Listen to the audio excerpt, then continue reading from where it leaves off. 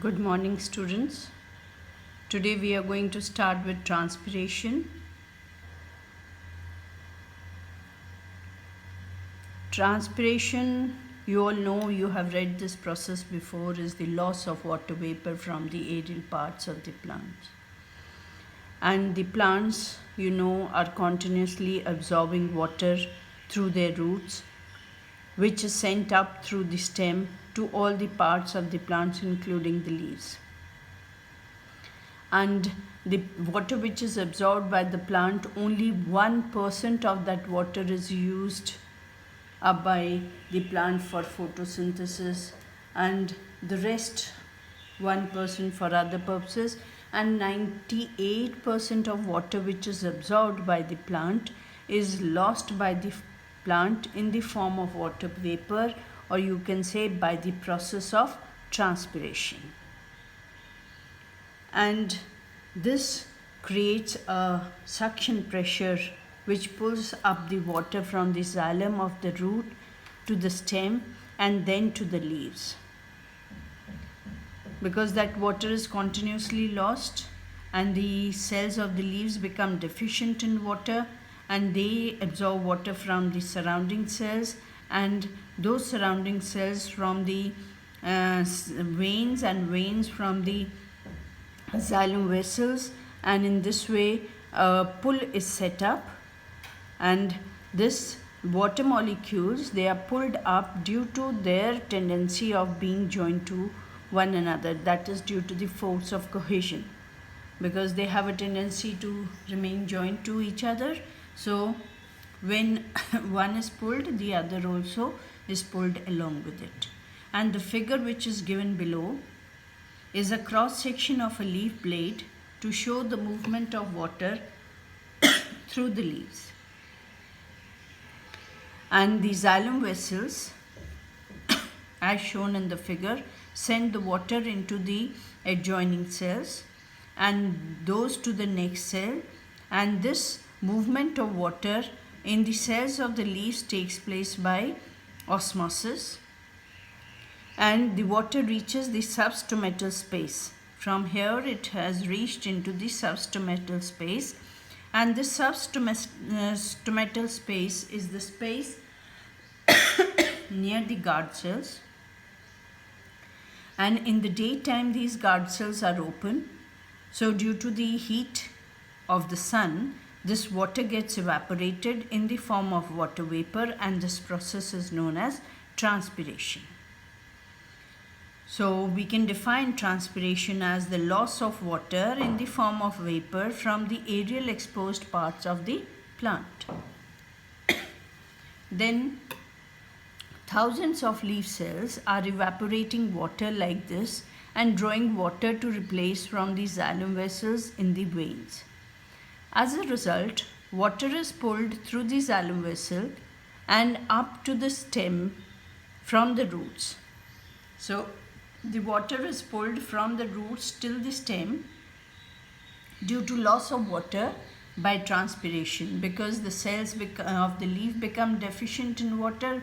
They absorb water from the adjoining cells and from the xylem vessels finally, and due to the force of cohesion, the water molecules, they are pulled up, and the water in the plant rises up to the height of about 50 meters or more due to this transpiration pull.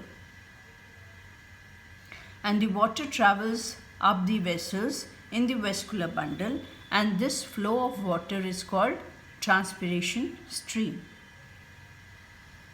Next is factors affecting the rate of transpiration. Number one is sunlight. You all know that during daytime the stomata open, and when the stomata open, the water vapor, they move out of the opening of the stomata, and this results in transpiration. And at night the stomata are closed, so no transpiration occurs. And in the morning and at evening they are slightly open, not fully open. At noon they are fully open, so maximum transpiration occurs at noon. In morning and evening less, and at night no transpiration. Then temperature. Increase in temperature increases the capacity of the air for more water vapors to move out, and thus the rate of transpiration increases. Whereas with the decrease in temperature, the transpiration rate slows down. And here is an activity to show you transpiration in plants. What we do, we take a potted plant. Potted plant means a plant growing in a pot, and we cover the aerial parts of that plant in a polythene bag and tie it tightly. Keep this pot in the sunlight, and what you will observe after some time, you will see droplets of water on the inner wall of this polythene bag. From where these droplets have come? Actually, the water vapor which were lost from the leaves got condensed on the inner wall of the polythene bag, and this process shows that transpiration occurs in plants. Now, the third factor which affects the rate of transpiration is humidity. Humid air contains great deal of water vapor, and it can accept only a little of water vapor from the plants, so transpiration rate is slow when the air is humid. And if it is a dry day and the air is dry, diffusion of water vapors from the leaves to the atmosphere will be rapid. So on a hot sunny day, the rate of transpiration is going to be more. Then air movement. When the air is still, the region around the transpiring leaf will become saturated with the water vapor, because those water vapors won't be carried by the air, as there is less movement of air, and more of the water vapor will be near to the surface of the leaf. So more of the water vapor cannot escape out from the leaves, and in these conditions the transpiration would be slow. And in moving air, the water vapor will be swept away from the surface of the leaf very fast, and the water will diffuse out more, and thus the rate of transpiration increases. Next is potometer. Potometer is an apparatus used to measure the rate of water loss from the shoot. Shoot means the aerial part, the stem, under natural or artificial conditions. And if you are asked what is a potometer, potometer is an apparatus for measuring the relative rate of transpiration in a laboratory. It is normally used to compare the rate of transpiration of same shoot under different conditions by timing the movement of air bubble over a given distance on the scale.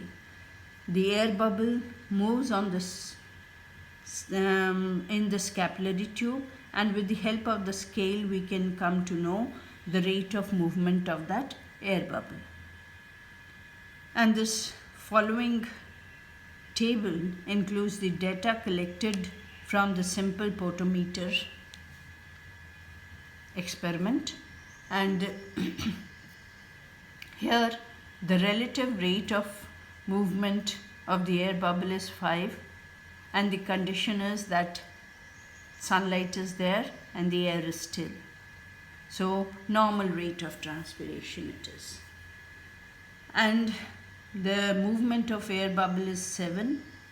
When there is sunlight, the shoot is placed in fast current of air, that is, the air is also moving fast. Then faster rate of transpiration. And the third one is 1. When the conditions are, means it is dark and the air is still and the stomata are closed, so no transpiration occurs or comparatively very less loss of water from the plant occurs. And the stomata are closed, then that means no transpiration will occur. Then significance of transpiration. Number one is cooling effect. You all know that the transpiration is the loss of water in the form of water vapor, and that water vapor gets evaporated from the surface of the leaf. And you have read that when evaporation takes place, it produces a cooling effect. And when these water vapor evaporate from the surface of the leaves, it keeps the leaf cool or the plant cool, which is otherwise growing in a very hot sunlight. Then conduction of minerals. When transpiration occurs, a transpiration pool is set up. So from the roots, the water, and along with the water, the minerals are also absorbed, and those minerals are distributed to all the parts of the plant as the water moves up.